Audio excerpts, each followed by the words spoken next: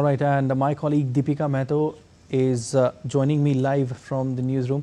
Deepika, first of all, congratulations. India won the third encounter. Like I was discussing earlier as well, that all's well if ends well. But the real question is that is this enough? Because the real test begins when you go overseas and play in their conditions. How do you analyze this encounter? Yes, this is a big day indeed when we talk about Team India, because too much of a rejoice for the fans who showcased a packed stadium at the Sydney Cricket Ground. It was the much needed victory, the much needed side that the fans were waiting for at the Sydney Cricket Ground, and Roku delivered the same with a spectacular performance there, scoring so many great partnerships, and yet another one today at the Sydney Cricket Ground, which is a high scoring pitch, and we saw the performance that Team India should have delivered in the first and second ODI, but they did that in the third ODI.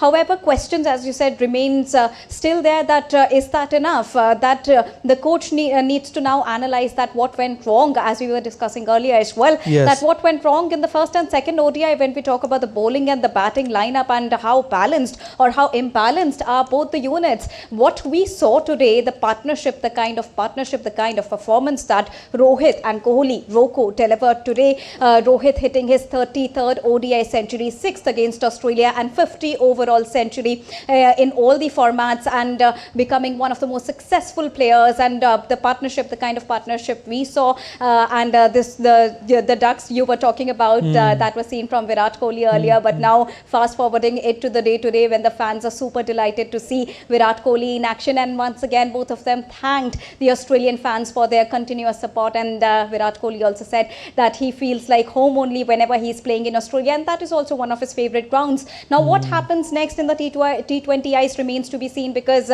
as in the post-match press conference, Shubman Gill also said that he gets a lot of learning out of these matches, and especially from the senior players when they are performing on the pitch. Now, there are many key takeaways for Team India from these ODIs and the highlights that they need to look up to. But now the next aim is to win big, not only make it a successful day, but a successful series in the upcoming T20Is. You're absolutely right, Deepika. We have to wait and see what will happen in T20Is, but let's hope for the best. Thank you so much. We'll leave it there.